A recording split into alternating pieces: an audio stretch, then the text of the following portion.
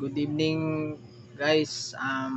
Nagbigay na po naman ng statement din si Miss Barbie. Kaka-upload lang niya ngayon guys. Panoorin natin guys kung ano din yung statement niya about kay Beatmaster. Never try to destroy someone's character with a lie when yours can be destroyed with the truth. Don't worry, I won't say something bad against you. Kung unsay mga panghitabo na to, magpabilin ra na diri natong duha. I just wanna clear my name and sa imong mga statements nga dili accurate. Dili ko manaot, I won't say something bad kas di ta pareha. Kabalo ka og ang mga tao nga wala ko manaot nimo. I tried to protect you. Kung gibash ka sa mga tao, wala na ko'y kontrol, ana. And I'm so sorry if I can't do anything about it. First, sa iPhone 15. Thank you kaayo kay sa tinuod gihatag yun niya pag Christmas. Wala ko nangayo niya. Sukad nagkakami, wala ko kasuway nga nangayo niya. Kay gapadayon ko og work as a virtual assistant sa pagkangan nga naa ko'y anak nga gibuhi.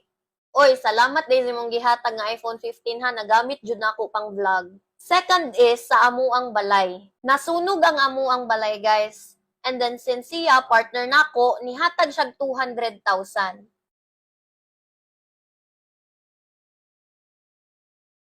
And that's it. Pero dako siya tabang. Karon wala gihapon mahuman among balay ga sige gihapon construct since ako ang gipapadayon. Samtang kami pa hantud gabuwag nami. More than 1M na akong nagasto. Ako ra usa gapuyo diri since ako ang room maoy gipauna na kog trabaho kay naa ko'y work. And ang ako ang family naa sa Pikas Balay. Nasakitan lang ko ba kay nangangkon ka sa akong mga gipaningkamutan para sa akong pamilya. Nya moingon ka asa mo kapuy-an kung wala pa ko. Sa tinuod ana, bisan pag more than 1M na ang akong nagasto diri, wala gihapon sila kasugod og puyo pa diri kay ako pang gipa-construct. Balhin ta diri ta sa akong mga sinina. Kabalo ka, never ka gabayad sa akong mga parcels like Shein. Kay kung makabayad man gani ka, moingon ka sa ako uy, naa kay utang nakuha usa ka libo bayri niya. Kay gaiya-iya tag income, gaiya-iya tag expenses. Mauna ang atong giandan. Kabalo ka ana, wala kay nagasto sa akong mga sinina para moingon ka nga kanita ng mga gamit nako ikay gapalit. And sa akong sakyanan. Katong na ako sa Bohol, before ko niuli og Toledo, ni promise ko sa akong family nga dili ko muuli kung wala pa ko'y achievement. So mauni ang nahitabo. Ako'y balita. Naman.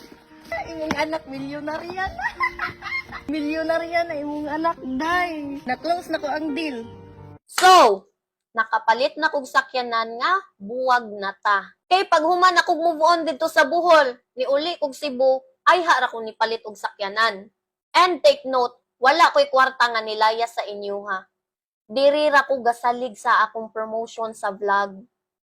Unya, naamoy gibutang nga video kanang kagakos-gakos nako sa club. Bayot na, tig-maintain sa akong buhok sa salon. 3 weeks tang gabuwag atong higayuna katong naa ako sa club. While ikaw gatawag-tawag na sa imong girlfriend nga days pa lang tagabuwag. And about sa ako ang dog nga si Bella. Actually,